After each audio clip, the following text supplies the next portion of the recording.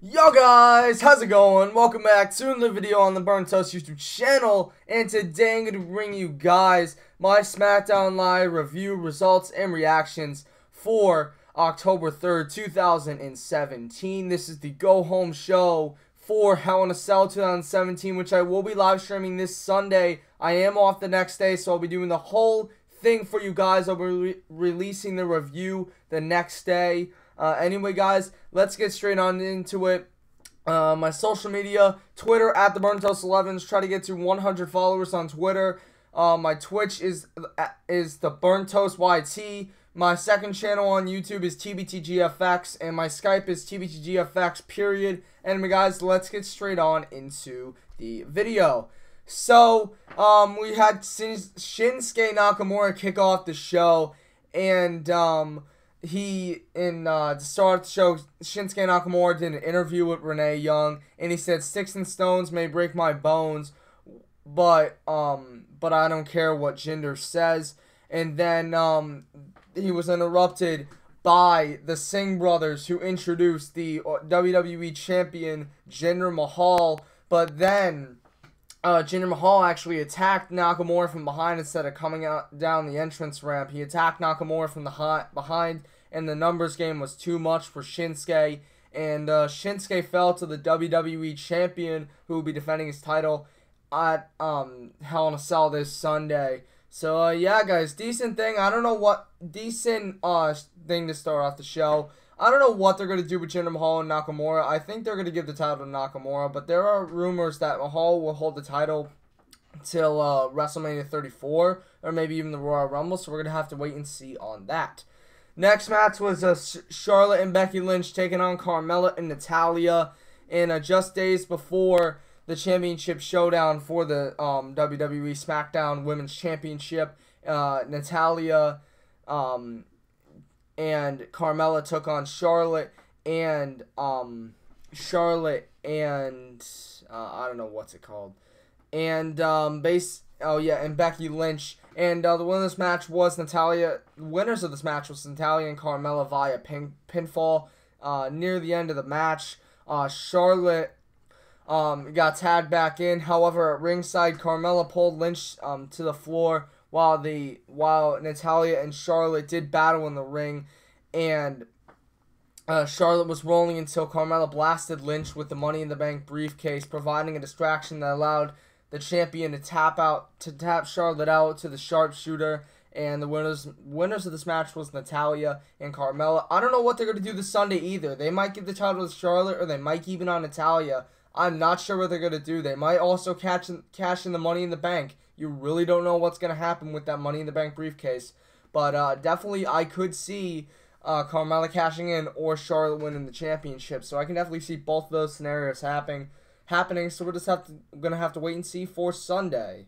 Next match was Bobby Roode taking on Mike Kanellis. And the winner's match was Bobby Roode by pinfall toward the end of the match. Towards the end of the match, it was basically a squash match, and Bobby Roode delivered a glorious DDT to finish off Kanellis, but then Dolph Ziggler came out and mocked the idea that Bobby Roode needs a new entrance. He brought out horns and drums, then turned to disparaging Roode to the point that he claimed that the Canadian was an entrance and no more. And Roode actually interrupted Dolph Ziggler's exit, and he spouted his glorious catchphrase and wiggled his hips to close out the segment. And again, Bobby Roode is a great guy in this company, man. He could be a WWE champion. He has the caliber to do it. He has a great entrance, and he really does a lot in the ring for his age right now. It's insane what Roode can do, and he's a big pole. He's a great moneymaker. He was that in NXT, and now hopefully on the main roster, he can really kind of sprout to life and become a future WWE champion. But we're gonna have to wait and see on that. But Bobby Roode does win this match, and Roode and Ziggler will face off at Hell in a Cell this Sunday.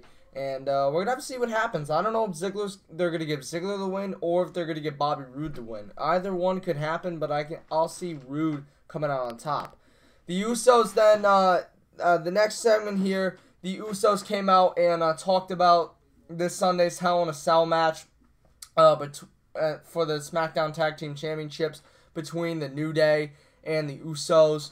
And the Usos promised to win back the titles, but then the New Day came out and they were less comical than normal. Kofi Kingston and Big E talked about stealing the show with the Usos before the former tag team championships promised their rivals that they'd be left in a piler of their own day one-ish at Hell in a Cell. The teams stared down each other to close out the segment. Awesome segment again. This match I think could be match of the night because really the matches they've had have been great. So I can definitely see it being match of the night between these two teams, and I can definitely see the New Day retain the titles or the Usos winning the SmackDown Tag Team Championships. It's kind of hard to say right now, but I personally think that the New Day is going to retain.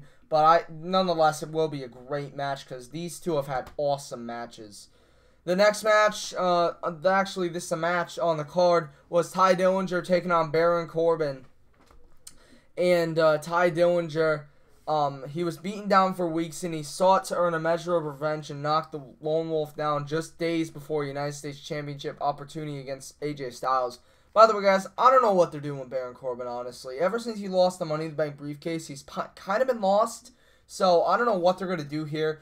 Hopefully, they give him the U.S. title and he can become relevant again. Because, honestly, when he lost that Money in the Bank briefcase, he just stopped being relevant. But hopefully, he can regain its relevancy and win the Money in the Bank briefcase. Win the United States Championship. And the winner's match was Ty Dillinger via pinfall. And then, basically toward the end of the match, Baron Corbin tried to go for a suplex, but Dillinger ended up rolling Corbin up into a small package and got the victory. After the match, Styles appeared on the video screen and claimed Corbin has the ability of a thoroughbred and the attitude of a jackass. Styles said he worked hard to build SmackDown and will not allow Corbin to thrive off shortcuts. I don't know what they'll do this Sunday either. Again, it's not predictable right now because they could either give Corbin the championship or they can keep it on Styles. It's, not really sure what's going to happen, but we're just going to have to wait and see on that. But I can see Baron Corbin win the United States Championship come Sunday, so we're going to have to go and see with that. Next match was Randy Orton taking on Aiden English, and the winner's match was Randy Orton. It's pretty predictable. And basically, Rusev accompanied Aiden English to his match against Randy Orton. And the Bulgarian Brute discussed how the Viper ruined Rusev Day, but Orton instead was focused on dispatching English. English actually had the upper hand early, taking the fight to Orton in the opening bell, but an RKO by the champion within minutes after the match starting was at 1, 2, 3, and Randy Orton is your winner. And then Rusev ended up trying to attack Orton, but he ended up retreating after, but eventually, sorry, I really messed up on this, I'm sorry. But basically, he tried to sneak attack. Orton caught him though, stared him down, and Rusev retreated. I don't know what they're going to do with this feud either. I'm not completely sure, but we're going to have to wait and see. Final match, the final thing in the card, I'm very excited for this match this Sunday, particularly. Kevin Owens and Shane McMahon meet face-to-face. I'm excited for their Hell in a Cell match, guys. I am a fan of this. Hopefully, there will be some good stunts. But basically, McMahon, Shane ended up actually making the match a false count anywhere. And then all of a sudden, Kevin Owens appeared from the crowd. He came down and he said that he was going to beat Shane McMahon. And then Shane McMahon said, come to me, come in the ring and let's stare face to face. Kevin Owens was just starting to go down, but then he retreated back at the ring steps, and Shane McMahon ended up going to the concourse. But Kevin Owens sneak attacked him from behind, and he threw him right into a pole head first. Looked very brutal. And then a pop-up powerbomb by Kevin Owens, or a powerbomb by Owens to Shane through a table. And then the attack was onslaughted by Shane, coming back and attacking Owens again. And then eventually Kevin Owens laid out Shane McMahon with a pop-up powerbomb, and that was it. Kevin Owens said that he was going to grind his head into the steel so much that he would forget his child's names, or forget his kids' names, so that is pretty brutal. But that's basically it for the review, guys. Overall, I'm very excited for Hell in a Cell this Sunday. I don't know what they're going to do. Overall, I'm going to give the show about an 8 because some parts of the show was not good, but overall, the whole show looked fairly decent for SmackDown, and hopefully Hell in a Cell this Sunday will be very good. Anyway, guys, hope you have enjoyed the video, and yeah, I'll see you guys later. Peace.